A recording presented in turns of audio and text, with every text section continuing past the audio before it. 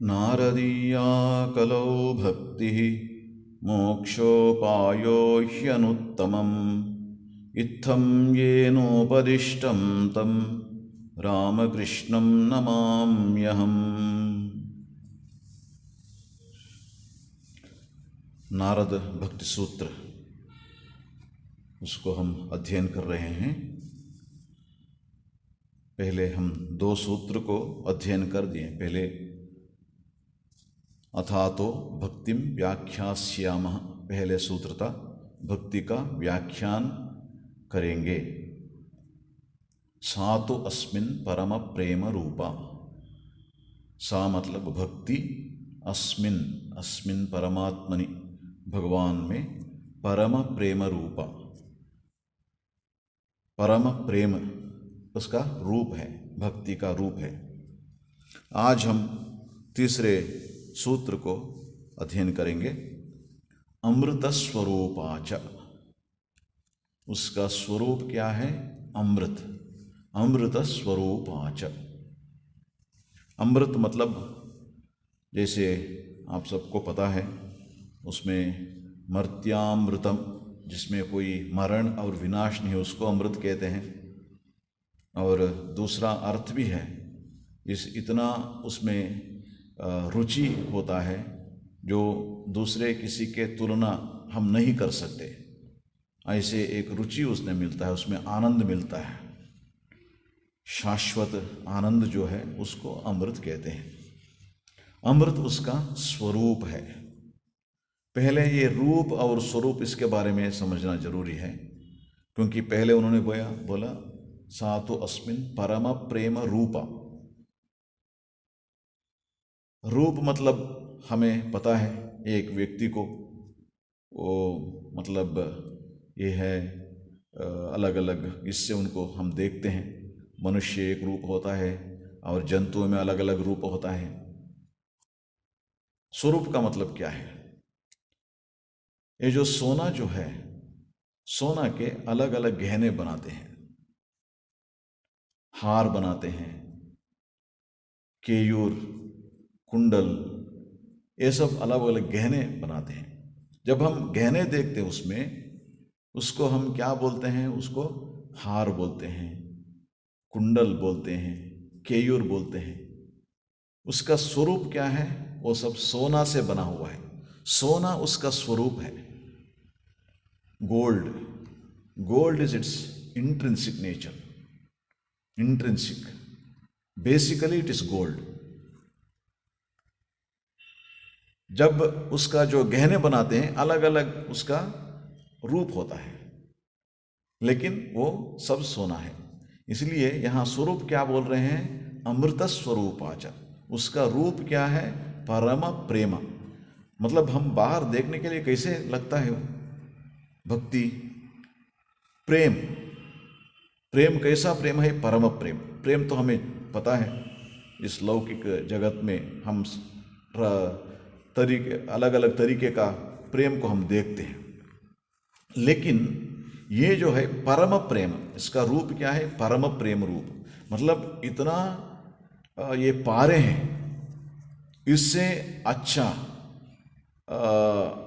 और कुछ नहीं है। सबसे ऊंचा जो है उसको क्या बोलते हैं? परम बोलते हैं, सुप्रीम।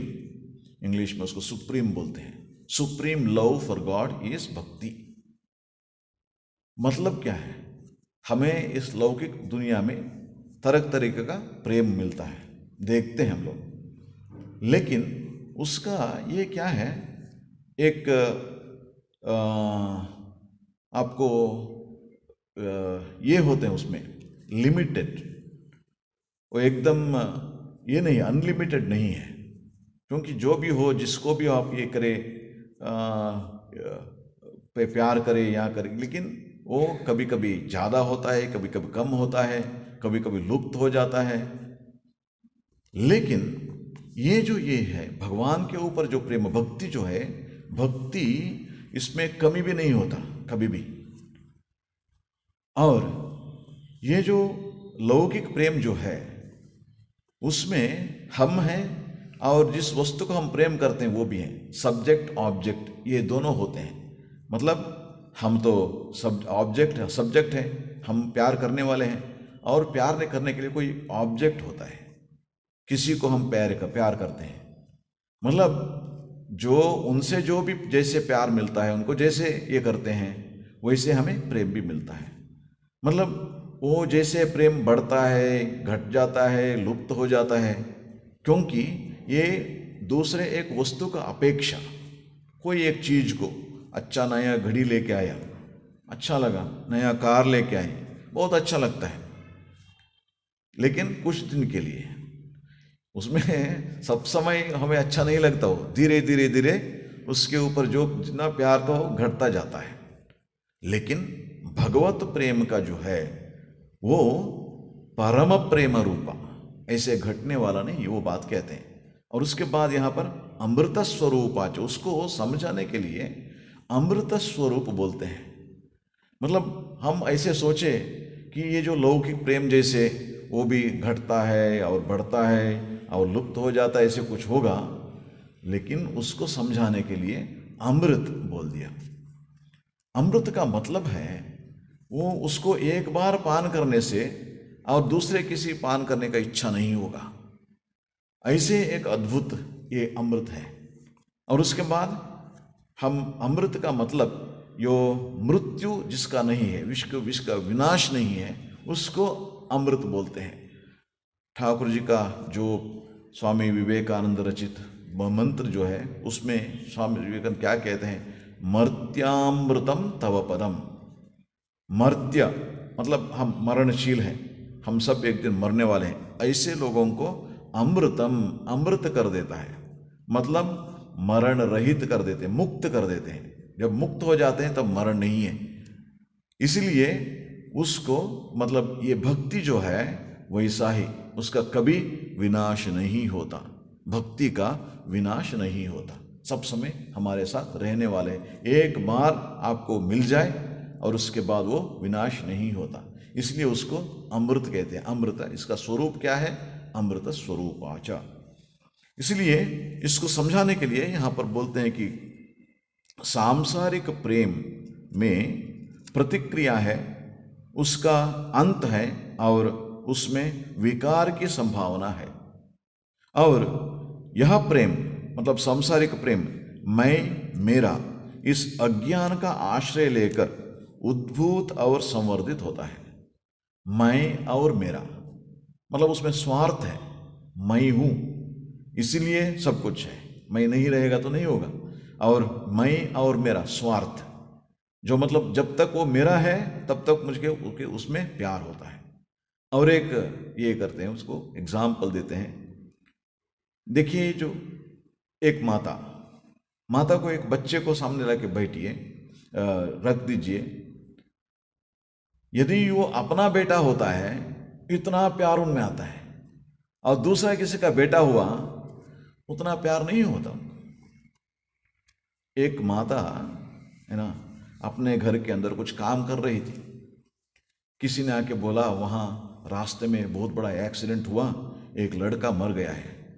वो अच्छा अपना काम करते करते अच्छा कहाँ पर है ये सब पूछ रही थी, और वो अपने काम करते रही।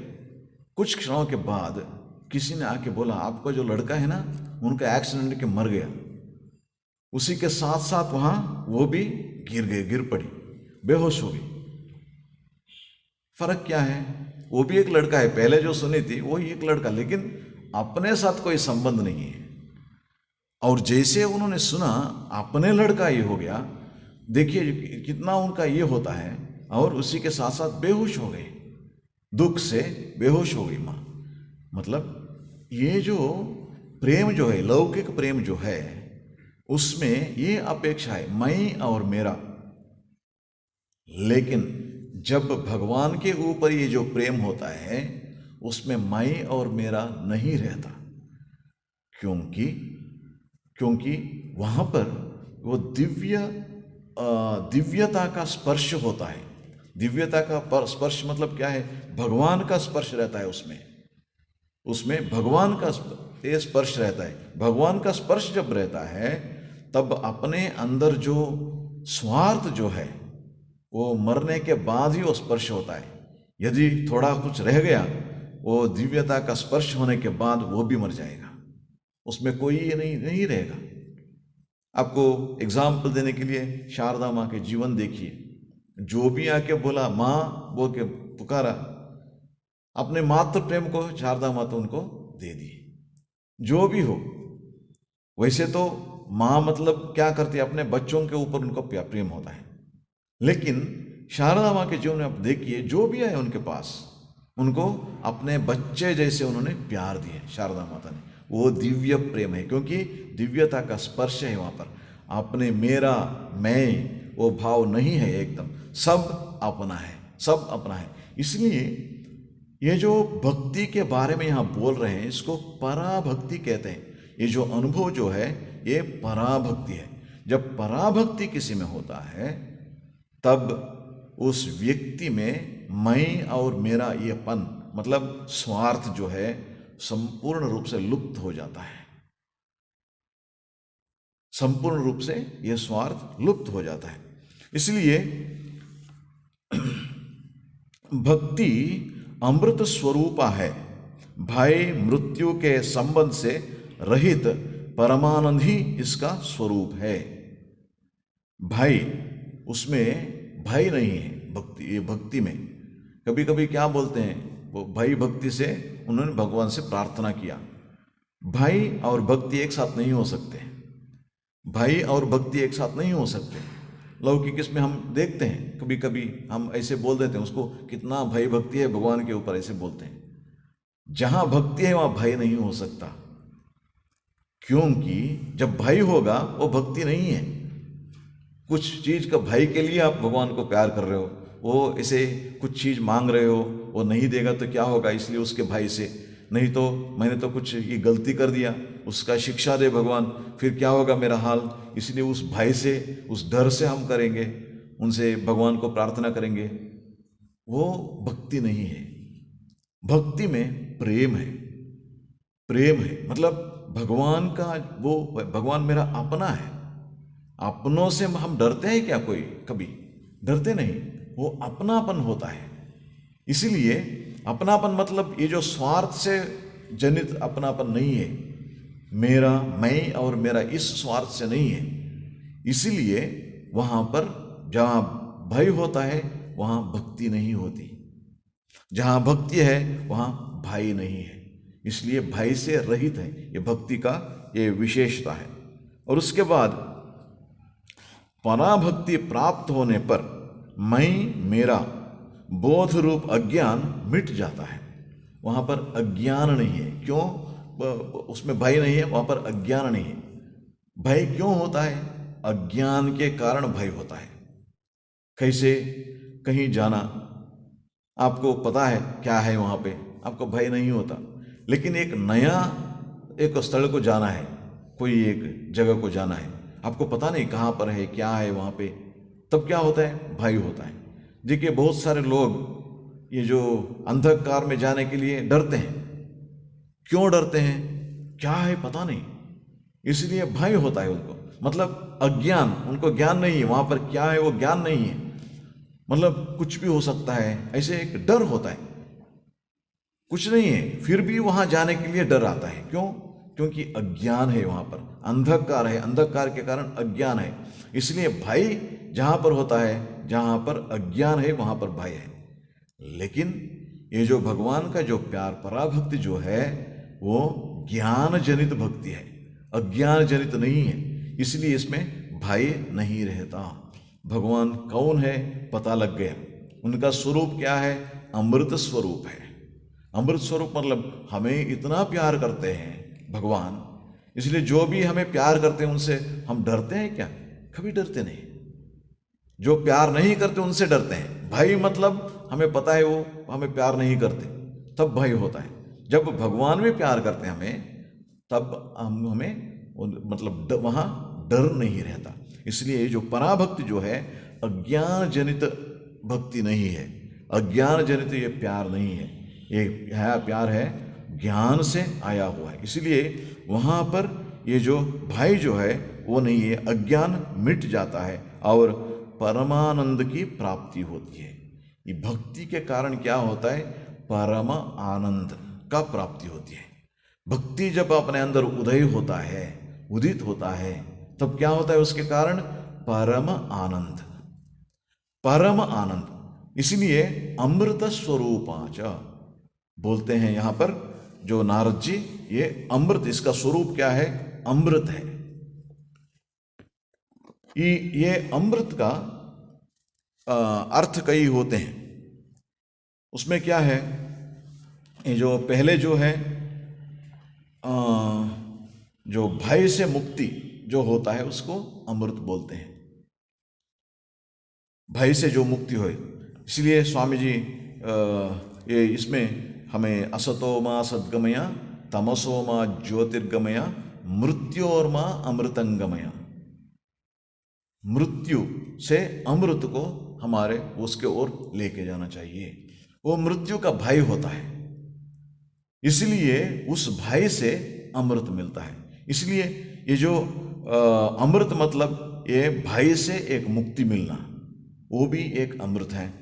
और दूसरा है ये अमृत का और एक माने है कि वो मुक्ति, मुक्ति मतलब ये जो जनन मरण, ये चक्र जो है, संसार चक्र कहते हैं उसको वेदांत में, जनन और मरण, कितना जन्म हम लिया पता नहीं, उससे मुक्ति, छुटकारा मिल जाता है। मतलब उसके बाद फिर एक शरीर धारण करने का जरूरत नहीं होता। जब भक्ति उदित होता है हृदय में, पराभक्ति जिसके बारे में नारद जी कह रहे हैं, वो उदित होता है और उसके बाद फिर शरीर धारण करने का, सिर जन्म लेने का कोई जरूरत नहीं पड़ता। इसलिए वहाँ पर वो ये भक्ति उदित उदय होने से हमको मुक्ति मिल जाता है। और एक अर्थ भी है ये जो उसका अमृत का, ये एक अनुभव है। क्या अनुभव है? इतना आनंद अनुभूत होता, अनुभव होता है जब है ना, इसके बारे में जब अमृत जब इसमें पुराण में पढ़ते हैं, अमृत मतलब एक इससे पीने वाला एक द्रव है, उसको पिएंगे, जब पिएंगे ना, उसमें जो आनंद होता है, उसमें जो आनंद होता है उसको, उसके ओर इशारा कर रहे हैं। अमृत मतलब इतना आनंद मिलता है, मतलब जब उस भगवत प्रेम को हम पाते हैं, इतना आनंद मिलता है। इसको हमें किसी किसी जो भक्त जो होते हैं ना, उनके जीवन में देखना चाहिए। वे क्या करते हैं, भगवान के ऊपर प्यार होने के बाद उनका एकदम जीवन अलग सा हो जाता है, सब समय आनंद में रहते हैं। आप उनको डांटिए, कुछ नहीं, खराब नहीं लगता उनको, एकदम नहीं। आप उनका ये कीजिए, तिरस्कार कीजिए, कुछ नहीं, सब समय आनंद में रहते हैं। आनंद ही आनंद, आनंद ही आनंद, जो भी हो, मतलब इस दुनिया में जो भी हो रहे हो, लेकिन उनको अपने अंदर जो आनंद जो है सब समय उसका स्रोत रहता है, उसको अनुभव करता रहता है, उसको भी अमृत कहते हैं। अमृत मतलब ये भक्ति का ये 3 बहुत प्रमुख स्वभाव है। इसलिए श्री राम, और एक बात है कि ये जो भक्ति का जो आनंद जो है, ये बाहर के किसी वस्तु से आने वाला नहीं है, ये हमें समझना चाहिए। हमें लौकिक प्रपंच में आनंद कब मिलता है? देखिए, एक अच्छा एक कोई खाने के लिए चीज मिल गया, एक मिठाई मानिए, और मिठाई खाते हैं, रसगुल्ला हमने खाया, कितना आनंद लगता है उसमें, बहुत अच्छा लगता है, उसके बहुत अच्छा लगता है हमें खाने में। लेकिन ये जो भक्ति का जो है वैसा नहीं है। क्यों?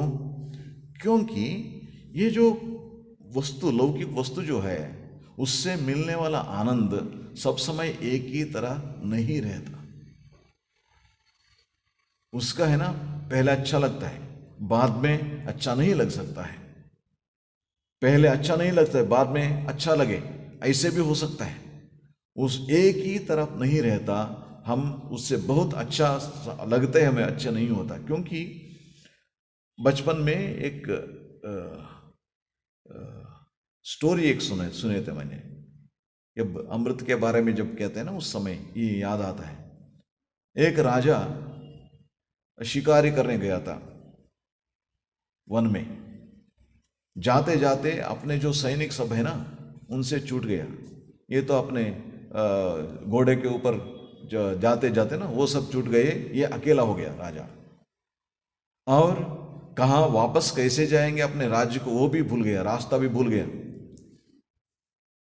इसीलिए इधर उधर वो घूमते घूमते फिर उन्होंने, वो शाम हो गया, बहुत भूख लगा उनको, इतना भूख लगा, कहीं ना कहीं कोई कुछ खाने के लिए देने से बहुत अच्छा लगता है, ऐसे लगा उनको, कुछ भी नहीं मिल रहा। और शाम होते होते लगभग शाम हो गया और आगे जाने के लिए भी रास्ता नहीं दिख रहा। उस समय उनको वहां पर एक कुटिया सामने दिख पड़ा। दिख पड़ते ही वो राजा ने क्या किया, उस कुटिया में गया और वहां जाके, एक बूढ़ी माँ थी वहां पे उस कुटिया में, और वहां जाने के बाद, अच्छा कहाँ से आए हो, क्या चाहिए तुमको, पूछ रहे हैं ये राजा, बूढ़ी माँ पूछ रही है। तब राजा बोला, देखो मैं तो रास्ता भूल गया हूं, बहुत भूख लगी है मुझको। फिर उस बूढ़ी माँ ने, ठीक है थोड़ा बैठो, मैं तैयार करके दे दूंगा तुमको, खाना तैयार करके दे दूंगा। और उस बूढ़ी माँ ने वो खाना तैयार करना शुरू किया। राजा बैठा है, इतना भूख लगा है, मतलब वो खाना तैयार नहीं, जैसे खाएंगे ऐसे उनका हाल था। रोटी बनाई और उसके बाद रोटी के साथ क्या खाएगा, जो कुछ पत्ते हैं ना कहाँ से निकल के आई और उस पत्ते से एक चटनी बना के दी। वो उसको खाते ही इतना अच्छा लगा। वो मृष्टान्न भोजन करता है राजा, लेकिन उनको इतना भूख लगा था, इतना भूख लगा था, उसको खाते ही बहुत अच्छा लगा उसको, और अच्छा लगा। उसके बाद उन्होंने क्या किया, उसको खाया, पेट भर गया। और उन्होंने कहा, अरे कैसे बनाते हो इस, एकदम अमृत जैसा है, अमृत जैसा है। और वहीं वो सो पड़ा, क्योंकि बहुत ये हो गया था, टायर्ड हो गया था। वहाँ सोया, बूढ़ी माँ का जो झोपड़ी है वो कुछ नहीं है, लेकिन वहीं पे बैठ के सो गया। सुबह होते ही उनके जो सैनिक सो सब थे, ढूंढते ढूंढते राज को, और राज के पास आ गए और उसके पास राजा को लेके गए अपने वापस। जाते जाते उन्होंने क्या किया, वो इस बूढ़ी माँ को बोले, यहाँ वन में क्या करते हो, आ जाओ, है ना, मेरे जो पैलेस जो है वहाँ आ जाओ तुम। वहाँ आने से मैं क्या करूँगा, तुमको मुझे कभी कभी खाना पका के दे दो। और उन्होंने, राजा वो बूढ़ी माँ को भी लेके गया, क्योंकि इतना अच्छा चटनी बनाती हो तुम, इतना अच्छा बनाती हो, बहुत अच्छा लगता है। और लेके गया और रोज ये चटनी बनाने लगी। पहले दिन बहुत अच्छा लगा, दूसरे दिन उतना अच्छा नहीं लगा राजा को, क्योंकि मृष्टान्न भोजन करता है। और तीसरे दिन, चौथा दिन, एक दिन उन्होंने पूछा, ये क्या चीज है, वो जो आप बोले थे ना, लेके आए थे ना वन से, वो बूढ़ी माँ वो बनाने है, चटनी है, ये भी कोई खाने का चीज है? राजा ने एकदम बोल दिया। देखिए, पहले जिस दिन उन्होंने खाया था उस दिन इतना अच्छा लगा था उसको, और कुछ दिन के बाद क्या हो गया, वो खाने का चीज है ऐसे पूछ रहे हैं। ये लौकिक वस्तु को हम पान करते हैं, खाते हैं ना, उसका असर है। मतलब किसी को अच्छा लगा रसगुल्ला, किसी ने दे दिया, वो अच्छा लगा, पहले तो खाया बहुत अच्छा आराम से, बहुत अच्छा लगा, और दूसरा दिया, पहले जितना अच्छा लगा तो उसको अच्छा नहीं लगा दूसरा वाला, और धीरे धीरे उनको क्या, पेट भर गया। पेट भरने के बाद भी, तुम्हें तो पसंद है ना, ये ले लो और एक ले लो, दे दिया, और पेट तो भर गया। और इतना खाए, एक दो नहीं है, एक दर्जन खाया। खाने के बाद और एक देने से, हे फेंक दो इसको, कुछ नहीं, नहीं जरूर, मुझे पता न, मुझे ये जरूरी नहीं है, मैं नहीं खाऊंगा इसको। पहले जब खाया था उसमें आनंद था, लेकिन धीरे धीरे क्या हुआ, घटता गया वो आनंद। ये लौकिक वस्तु में हर एक चीज ऐसा ही होता है। लौकिक जो इसमें संसारिक चीज जो है वहां से मिलने वाला हर एक आनंद ऐसा ही, पहले अच्छा लगता है, धीरे धीरे उसमें रुचि घटता जाता है। लेकिन ये भक्ति ऐसा नहीं है। इसको समझाने के लिए नारद महर्षि यहाँ कह रहे हैं अमृत स्वरूपाच, इसका स्वरूप अमृत है।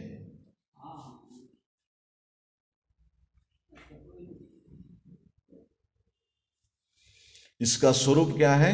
अमृत है। अमृत का मतलब क्या है? उसका जो रुचि, जो उसमें जो आनंद मिलता है वो घटता नहीं, वो घटता नहीं। एक बार आपको मिल जाए वो आनंद घटता नहीं, ये बात वे कह रहे हैं। इसलिए जो अमृत का मतलब ये है। और जैसे मैंने बताया दूसरे बात है, ये जो बाहर का चीज हमें ये मिलता है ना, वैसा नहीं है।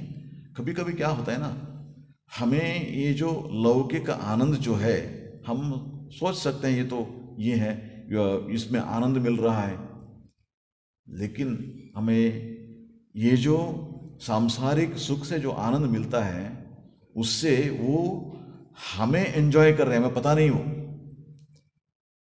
वेदांत में इसको एक एग्जाम्पल देते हैं। ये कुत्ते जो होते हैं ना, उसको हड्डी खाने बहुत अच्छा लगता है। जो भी कुत्ते पालते हैं उनको पता है, आजकल तो ये हड्डी जैसे रूप का एक कुछ रबर का भी आ जाता है, उसको देते हैं उसको खाने के लिए, वो खाता। एक कुत्ता ऐसा ही किया, उसका तो मतलब जो जंतु जो मर गए ना, वो खाने के बाद उसमें वो जो रक्त होता है, मांस होता है, उसका रुचि तो मन में रहता है। इसीलिए एक दिन कुछ खाने के लिए कुछ नहीं मिला, भूख लग गया, और आखिरकार एक हड्डी मिल गया उसको, और वो हड्डी को वो काटने लगा। लेकिन उसमें कुछ है ही नहीं, मांस भी नहीं है, रक्त भी नहीं है, कुछ भी नहीं है, लेकिन वो खा रहा है। खाते खाते मतलब उसको काट रहा है, काटते काटते ना धीरे धीरे उसका इसमें क्या रक्त का रुचि आया, और वो कुत्ता सोचने लगा इतना काटने के बाद देखो अभी इसमें रक्त आ रहा है। कहाँ से रक्त आ रहा है? अपने जो दंत है ना, उससे बीच से रक्त निकल रहा है, अपना ही रक्त है। उसको टेस्ट करते हुए सोच रहा है इस हड्डी से रक्त आ रहा है। वेदांत में कहते हैं हमारा अवस्था भी ऐसा ही होता है। अनियमित रूप से हम जब इस दुनिया में भोग सब ये करेंगे, करने के बाद क्या होता है? वी आर गेटिंग एंजॉयड, हमें ये पता ही नहीं लगता। हम समझते हैं हम एंजॉय कर रहे हैं, लेकिन वी आर गेटिंग एंजॉयड। लेकिन भक्ति का ये स्वरूप जो है ऐसा नहीं है, ऐसा नहीं है, क्योंकि ये तो बाहर का वस्तु है ही नहीं। वहां से तो ये जो ये कुत्ता समझ रहा था क्या वो हड्डी में वो रक्त है, हड्डी में आ रहा है, नहीं, अपने अंदर से आ रहा है। वैसा ही वेदांत ये बोलते हैं सचमुच देखना चाहिए तो आनंद जो है अपने अंदर है। इसलिए बाहर का वस्तु जो है उसमें उसको ढूंढना नहीं चाहिए। जब तक मैं और मेरा ये भावना होती है तब तक सचमुच ये भक्ति जो है वो नहीं हो सकता। भगवान का प्यार जो है, भगवान मतलब क्या है? वहाँ दिव्यता है। जब दिव्यता का स्पर्श होता है, होते ही मैं और मेरा ये जो स्वार्थ है वो मर जाता है। स्वार्थ नहीं रहता वहाँ पे। स्वार्थ जब तक होता है तब तक ये पराभक्ति जिसके बारे में नारद महर्षि बोल रहे हैं वो नहीं मिलता, भक्ति नहीं मिलता। भक्ति मतलब पराभक्ति, वो नहीं मिलता। इसलिए इसको पाने के लिए हमें क्या करना चाहिए फिर? ये जो अमृत जो है मतलब इतना अच्छा है, इसका जो आस्वादन है। ठाकुर जी श्री रामकृष्ण एक एग्जाम्पल देते हैं कैसे जो अमृत कैसा है, हमारा जो सोच क्या है इसके बारे में, और इसका सचमुच ये क्या है। ठाकुर जी एक बात कहते हैं, मैंने नरेंद्र मतलब स्वामी विवेकानंद, मैंने नरेंद्र को कहा था देखो ईश्वर रस के सागर हैं, ईश्वर रस के सागर हैं। रस मतलब क्या है? आनंद रस है, वो परमानंद रस है, उसको ही अमृत कहते हैं नारद महर्षि। वो रस का सागर है। क्या इस रस को सागर में इस रस के सागर में डुबकी लगाने की तुम्हारी इच्छा नहीं होती? जब ये ईश्वर रस के सागर है, इस सागर में डुबकी लगाने की इच्छा नहीं होती क्या तुमको? ठाकुर जी उनसे पूछ रहे हैं, क्योंकि उन दिन आप सबको पता है जब स्वामी विवेकानंद पहले श्री रामकृष्ण के पास आए थे, वो सिर्फ ज्ञान के बारे में बात करते थे, भक्ति को वो स्वीकार नहीं करते थे स्वामी विवेकानंद। इसलिए ठाकुर जी कह रहे हैं उनको, क्या वो ज्ञान का जो सागर है उसमें डुबकी लगाना नहीं चाहते हो तुम? मान लो एक नाद में रस है और तुम मक्खी हो, तो कहाँ बैठकर रस पियोगे? नरेंद्र ने कहा, मैंने नाद के किनारे बैठकर मुंह बढ़ाकर पीऊंगा। मैंने जिज्ञासा की, क्यों? है ना, एक इसमें ना मतलब उसमें डुबकी नहीं लगाएगा, लेकिन एक किनारे में बैठकर उसका क्या मुंह बढ़ाकर पीऊंगा। मैंने जिज्ञासा की, क्यों? किनारे क्यों बैठोगे? उसने कहा, अधिक दूर जाने से डूब जाऊंगा और प्राण खो दूंगा। है ना, वो सागर है, सागर में डूब जाने से क्या होता है? प्राण खो देंगे ना। ये बात नरेंद्र ने बताया। तब मैंने कहा, बच्चा, सच्चिदानंद सागर में यह भय नहीं है। सच्चिदानंद सागर में डुबकी लगाने से क्या होता है? अमृत, वो अमृत सागर है, उसमें मरने का कोई भय नहीं रहता, वो अमृत स्वरूप है। इसलिए ऐसे डर के मारे वो पीने का कोई जरूरत नहीं तुमको। ये बात बोल रहे हैं, यह अमृत का सागर जो है, इस सागर में डुबकी लगाने पर मृत्यु नहीं होती, मनुष्य अमर हो जाता है। ये जो भक्ति का सागर जो है, उसमें एक बार डुबकी लगाने से मनुष्य वो क्या होते हैं? अमर हो जाते हैं, अमर हो जाते हैं। ईश्वर के लिए उन्मत्त होने पर मनुष्य पागल नहीं होता। बहुत सारे लोग कहते थे उन दिनों, ठाकुर श्री रामकृष्ण को देखिए, उनके जीवन में हम देखेंगे तो ये समझ में आता है। और लोग क्या कहते थे उनको देखकर? पागल जैसे हो गया। क्यों? क्योंकि हमारे जो इस दुनिया में ना कहीं कहीं ये होते हैं, मतलब रिवाज होते हैं, ये सब पालन करते हैं, लेकिन ठाकुर जी उसके परे थे। वो मतलब लोग क्या कहेंगे, लोग क्या समझेंगे, इसके बारे में कभी नहीं सोचते थे, क्योंकि ठाकुर श्री रामकृष्ण इस पराभक्ति को अनुभव करते थे, पराभक्ति स्वरूप थे। जो जिस भक्ति के बारे में नारद महर्षि कह रहे हैं उसको अनुभव करते थे। माँ की पूजा कर रहे हैं, पूजा करने के लिए पुजारी को एक विधि होता है ना, उसके मुताबिक क्या करना चाहिए, वहाँ सब रखना चाहिए और नैवेद्य का मंत्र बोलना चाहिए, और उसके बाद नैवेद्य होगा, और उसके बाद कुछ ये स्तोत्र पाठ करेंगे, और उसके बाद कुछ समय के बाद आप उसको लेके सब प्रसाद खाएंगे। ये है नैवेद्य का विधि है। लेकिन ठाकुर श्री रामकृष्ण क्या कहते थे? माँ के लिए रखा है, एक बिल्ली आ गया, माँ क्या तुम इस रूप में आए हो तुम? अच्छा खा लो। वो बिल्ली को खिला दिया। अब देखिए जो विधि के विरुद्ध है, विधि का विरुद्ध है। लेकिन ठाकुर श्री रामकृष्ण कभी नहीं सोचे लोग क्या कहेंगे, क्योंकि उनका जो है ना, ये तो भगवान का है, वो सब में भगवान देखते हैं। उनका जो पराभक्ति हो गया था, माँ के स्पर्श हो गया था श्री रामकृष्ण को, जगन माता के दर्शन किए थे, इसीलिए सब में जगन माता को देखते थे। वो बिल्ली आ गया, बिल्ली, उन्होंने श्री रामकृष्ण देखा क्या? जगन माता वो बिल्ली के रूप में आई है और माँ को खिलाए। लेकिन विधि क्या बोलता है? विधि बोलता है जो भी हो भगवान के निवेदन करते हैं ना, उसके पहले कोई नहीं खाएगा, पहले भगवान को ये करेंगे, वो प्रसाद होगा, प्रसाद को बाद में सब खाएंगे। लेकिन उसके पहले भगवान को निवेदन करने के लिए जो है उसको बिल्ली को दे दिया। अब क्या है? ये लौकिक, ये जो है विधि का विरुद्ध हो गया। तब लोग क्या समझते हैं? ये तो पागल हो गया। तो माँ को देने का है, नैवेद्य करने का चीज है, उसको बिल्ली को खिला दिया, देखो पागल हो गए, है ना। ये जो ये भट्टाचार्य जो है ये पागल हो गए हैं। और उनका कई ऐसे ये जो प्रवर्तन था श्री रामकृष्ण की, उसको देखे लोग समझते थे ये पागल। लेकिन श्री रामकृष्ण कभी नहीं सोचा लोग क्या कहेंगे, उसके बारे में कभी नहीं सोचा, क्योंकि अंदर में उनका जो आनंद जो है अंदर में है। लौकिक जगत में, व्यावहारिक जगत में क्या होता है, हमें ये क्या कहेगा, वो क्या कहेगा, सबको देख के डर के आगे बढ़ना पड़ता है। लेकिन एक बार ये जो भगवत प्रेम मिल गया, भक्ति मिल गया, उनका अवस्था क्या होता है, देखने वालों को पगला जैसा लगता है। और वो क्या कहते हैं, पगला कहते हैं। एक ब्राह्म भक्त था, उन्होंने श्री रामकृष्ण के बारे में किसी से कहा था, देखो वो जगन माता का इतना ये करते हैं, करते करते उसके मन में भ्रम हो गया है।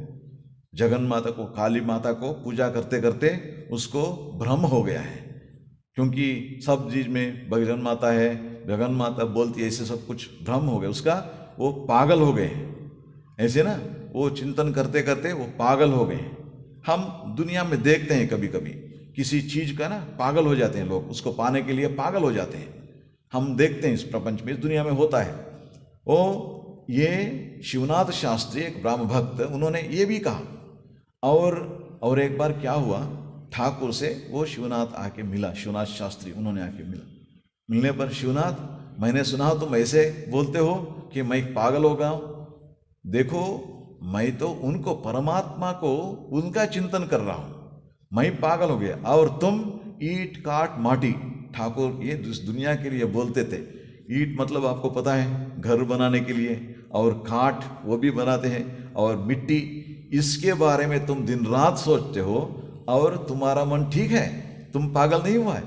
मैं सच्चिदानंद को, चिन्मय भगवान को मैं चिंता करता हूं और मैं पागल हो गया हूं। देखिए लोग है ना, उसको देखने का एक ये है, क्योंकि लौकिक दृष्टि से ऐसा लगता है, लेकिन अंदर में आनंद जो है, उनका जो सब कुछ करने का ढंग हो, जो भी हो, एकदम अलग सा हो जाता है। लोग समझते हैं वो पागल है। इसलिए ठाकुर कहते हैं, जब ईश्वर के लिए उन्मत्त होने पर मनुष्य पागल नहीं होता, मनुष्य पागल नहीं होता। जब ये आया था ठाकुर के पास गिरीश चंद्र घोष, गिरीश चंद्र घोष बहुत प्रसिद्ध है, वो नाटककार उन दिनों का ना, बंगाल में, और बहुत प्रसिद्ध भी था। लेकिन उनका एक बहुत बुरा आदत था, बहुत पीता था, दारू बहुत पीता था। मतलब उन दिनों पीते पीते उनको ऐसा हो गया, ये जो नॉर्मल कुछ पीने से उसको ये नहीं होता था, मिलता था, इसलिए वो ढूंढते ढूंढते जाता था। एक दिन किसी ने कहा, दक्षिणेश्वर में रामकृष्ण परमहंस है, उनको देखने के लिए आ गया, और आने पर श्री रामकृष्ण उनको देख के भावावस्था में चले गए। ओ जगन माता का जो ये है, श्री रामकृष्ण का जो भाव अवस्था, मतलब समाधि का अवस्था जो है, उसमें चले गए। उसको देखने पर लोग जो देखे वो बोलते थे, उनके मुंह में, मुख कमल में इतना एक आनंद सा दिखता था, मतलब जेनो माने अंदर से इतना आनंद भर रहा है, वो बाहर गिर रहा है ना, ऐसे लगता था उनको देखने से। वो देखते देखते गिरीश चंद्र श्री रामकृष्ण से पूछने लगा, अच्छा कौन सा ब्रांड पी रहे हो तुम, इतना आनंद है तुम्हारे अंदर में कि कौन से ब्रांड पी रहे हो। ठाकुर जी ने कहा, देखो मैंने जो ब्रांड पिलाऊंगा तुमको, उसको पीने से और कुछ भी अच्छा नहीं लगेगा तुमको, और कोई भी ब्रांड अच्छा नहीं लगेगा तुमको, एक बार उसको ले लो। और ठाकुर कहते हैं, और इस ब्रांड का नाम है माँ तारा का नाम, माँ तारा का, जगन माता का, माँ काली का नाम है। इसको ले लो, एक बार पान कर लो, और उसके बाद कुछ भी अच्छा नहीं लगता तुमको। सचमुच ऐसा ही हुआ। बाद में गिरीश चंद्र घोष के जीवन पढ़ेंगे तो आपको पता लगेगा, मतलब इतना बदल गया गिरीश चंद्र घोष, एक संत जैसे बन गया उन्होंने, क्योंकि ठाकुर के स्पर्श आया। मैंने बोल रहा था आपको, दिव्य स्पर्श बोलते हैं इसको, दिव्य स्पर्श। दिव्यता का स्पर्श जब होता है, सच्चिदानंद का स्पर्श जब होता है, चिन्मय का, चैतन्य का स्पर्श जब होता है, तब क्या होता है, उनमें एकदम तरीका बदल जाता है उसका। इसलिए उसको क्या कहते हैं? पराभक्ति कहते हैं। अमृत स्वरूपाच, अमृत स्वरूप है, अमृत स्वरूप है। उसको पाने के बाद इस दुनिया में और कोई चीज आनंद नहीं लगता। इतना अच्छा लगता है वो, इस दुनिया में और कुछ भी अच्छा नहीं लगता। वो सिर्फ वो ही सब समय उसको ही, उसी आनंद में डूबे रहेंगे। और ये भक्ति जो है वो बाह्य वस्तु नहीं है। मतलब ऐसे हम समझेंगे उसको सब समय डूबे रहने के लिए कुछ होना चाहिए ना बाहर, मानो वो घट गया, वो है ही नहीं। लेकिन ऐसा तो नहीं है, क्योंकि ये अंदर का है, ये तो घटता नहीं, घटने वाला नहीं है, सब समय रहने वाला है। और जैसे ही आनंद पाओगे, इतना आनंद पाओगे, इतना आनंद पाओगे, सब समय आनंद से रहेगा। और उसी से क्या होगा, उसका फिर ये मरने का डर नहीं रहेगा। आदमी को, इंसान को, हर एक का होता है ना कुछ डर होता है, मन में डर नहीं रहता है उसमें। मर्त्यामृतम तव पदम मरणोर्विनाशम, जो मरण का जो ये है, मरण मतलब इतना बड़ा ये अग्नि है, उसका ही नाश कर देता है आपका जो चरण जो है, चरण का जो भक्ति जो है, वो स्वामी विवेकानंद कहते हैं श्री रामकृष्ण के बारे में। इसलिए जब हम पाएंगे आपका जो चरण कमल को पाएंगे, वहाँ हम ये आश्रय लेंगे, तब क्या होता है, ये मरण का भय नहीं रहता, मरण का भय नहीं रहता है। वो भक्ति पाना चाहिए। इसलिए जो पहले नारद महर्षि हमें क्या बोले हैं, जो भक्ति जो है इसको पराभक्ति कहते हैं। मैंने जब बोला इसके पहले इसके बारे में हम ये किए हैं, डिस्कस किए हैं। भक्ति में 3 तरीके बोलते हैं। वो क्या है? गौणी, गौणी मतलब शुरू में जब भक्त होते हैं उन लोगों का अवस्था है, और उसमें जाते जाते धीरे धीरे मुख्य भक्ति होते हैं। भक्ता एकांतिनो मुख्याः, नारद महर्षि इसके बारे में कहते हैं, मुख्य भक्ति कहते हैं। मतलब आप में थोड़ा भक्ति आया है, पहले हम भक्त होने के लिए कोशिश करते हैं, कोशिश करते करते करते भक्ति को अभ्यास करते करते क्या होता है, मुख्य भक्ति। और ये मुख्य भक्ति जब वो मैच्योर हो जाता है तब क्या होता है, तब वो पराभक्ति जिसके बारे में नारद महर्षि बोल रहे हैं, सातु अस्मिन् परम प्रेम रूपा अमृत स्वरूपाच। ये परम प्रेम है और इसका स्वरूप क्या है, अमृत है। इसलिए कहाँ से शुरू होता है, ये हमें यह समझना चाहिए। एकदम पराभक्ति में नहीं जा सकते, गौणी भक्ति से शुरू होना चाहिए, प्रारंभ करना चाहिए। वैधि भक्ति भी कहते हैं उसको, विधिवत। उसमें क्या है, पहले पहले जिसको जो भक्ति हुआ है, जिसको पराभक्ति मिला है, उनका जो अवस्था देखकर वो क्या करते हैं, जब जिसको पराभक्ति होता है, भगवान का रूप के ये है ना साक्षात्कार होने के बाद उनको जब भक्ति मिलता है, मतलब जब पराभक्ति जिसके बारे में नारद महर्षि कह रहे हैं अभी, सातो अस्मिन् परम प्रेम रूपा, सब समय भगवान का नाम स्मरण करते रहते हैं, भगवान के नाम बुलाते रहते हैं। ठाकुर माँ काली का नाम लेते थे सब समय और स्मरण करते रहते थे, और माँ काली के बारे में बोलते थे सबको, भगवान के बारे में ही बोलते थे और दूसरे कुछ नहीं बोलते थे। इसीलिए ये भक्त को क्या करना चाहिए, जब भक्ति पाने के लिए उनका जो अवस्था है उसको हमें अनुसरण करना चाहिए। हम क्या करेंगे, प्रयत्न पूर्वक उसका अनुसरण करना चाहिए। कैसे, भगवान जब ठाकुर जी उस अवस्था में, जो भक्त होते हैं उस अवस्था में भगवान के सब समय भगवान के नाम लेते रहते हैं, क्योंकि उनको भगवान को छोड़ के कुछ है ही नहीं, बोलने के लिए हो, सुनने के लिए जो भी है उनको, इसीलिए सब समय उनके नाम उनसे मुंह से निकलता रहता है स्वाभाविक रूप से। तब हम क्या करते हैं, भगवान के नाम लेते हैं, जाते हैं, मंत्र दीक्षा लेते हैं, लेने के बाद सुबह शाम बैठ के जप करते हैं भगवान के नाम स्मरण, क्योंकि वो उनका स्वाभाविक रूप से उनके आए हैं। और ये जो वैधि भक्त, गौणी भक्ति जो है, उसमें उसको हमें प्रयत्न पूर्वक करना चाहिए। अपने मन को भगवान के चरण कमलों में रखने के लिए उनका स्मरण करना चाहिए, और उनके रूप का ध्यान करना चाहिए, भगवान के रूप का ध्यान करना चाहिए। और उसके बाद क्या करना चाहिए, उनका लीला चिंतन करना चाहिए। क्योंकि ये जो भक्त जो हैं, पराभक्ति जिनको हुआ है, ठाकुर श्री रामकृष्ण के जीवन में ही हम देखेंगे, वो क्या करते थे, भगवान के बारे में सब समय बोलते रहते हैं। इसलिए हमें क्या करना चाहिए, उनके बारे में पढ़ो, उनके बारे में सुनो और उनके बारे में बोलते रहो, है ना। सब समय मन में वही सोच आते रहना चाहिए। हमें प्रयत्न पूर्वक करना चाहिए इसको। इसलिए मन तो सुनता नहीं, मन तो अपने अभ्यास जो होता है, अपने संस्कार जो होता है, संस्कार के माफिक जो भी है वो करता रहता है। इसीलिए क्या करना चाहिए, उसको प्रयत्न पूर्वक हमको करना चाहिए। नहीं तो मन क्या करता है, अपने जो पूर्व अभ्यास जो है, पूर्व अभ्यास मतलब क्या है, संस्कार जो है, क्या सब कुछ इस दुनिया में जो भी है सब कुछ का सोचते रहता है मन। इसलिए उस मन को भक्ति में लाने के लिए प्रयत्न पूर्वक हम उनका चिंतन करते हैं, उनका जाप करते हैं, सहस्रनाम पारायण करते हैं और बैठ के भजन करते हैं, उनका आरती उतारते हैं। ये सब करके किसी न किसी तरह से अपने मन को भगवान के ओर ले जाने के लिए प्रयत्न पूर्वक हम कोशिश करते हैं। कॉन्शियस एफर्ट, स्वामी विवेकानंद इसको कॉन्शियस एफर्ट कहते हैं।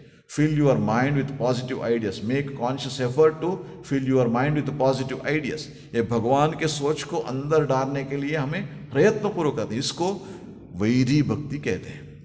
इसलिए देखिए जो भी गुरु के पास जाते हैं, तब गुरु ये सब दीक्षा देते हुए ये सब कहते हैं आपको, है ना, जो भी है मन को भगवान के ऊपर रखने के लिए कोशिश करो, भगवान के बारे में पढ़ो, भगवान की लीला उसके बारे में चिंतन करो, भगवान के ध्यान करो, भगवान के भजन करो, भगवान के बारे में पढ़ो, और जहाँ पे सत्संग होता है वहाँ जाके उनके साथ मिलो, भगवान के बारे में सुनो। ये सब करके धीरे धीरे क्या होता है ना, जो भी हो थोड़े धीरे धीरे अपने मन में ही जो भगवान के भाव जाता है, मन परिशुद्ध होना लगता है, मन का शुद्धि होना शुरू हो जाता है।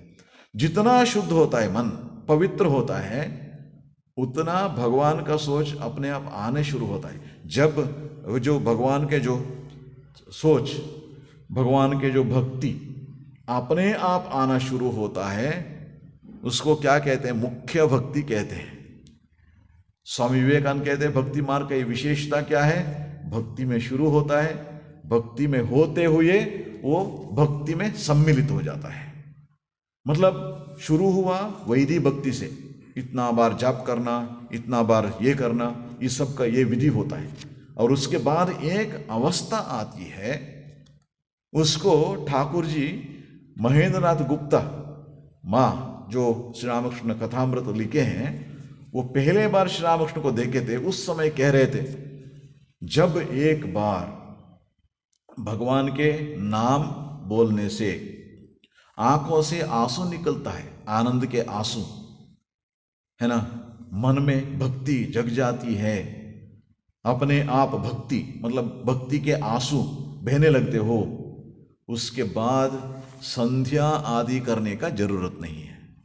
मतलब ये जो वैदिक भक्ति जो है ना, उसको फिर ये करने, क्योंकि अपने आप आ रहा है, अपने आप अंदर में आना शुरू होता है, लेकिन वहाँ नहीं रुकना चाहिए, क्योंकि वो है, वो क्या है, मुख्य भक्ति कहते हैं उसको। तब क्या होता है, हमारा जो पहले हम क्या करते थे, भगवान की ओर जाने के लिए कोशिश कर रहे हैं, अपना प्रयत्न है, और जैसे ही आंसू निकलने लगा भगवान के नाम सुनकर, जब हम उनके नाम सुनते हैं तब आंसू बहने लगे, भक्ति का आंसू।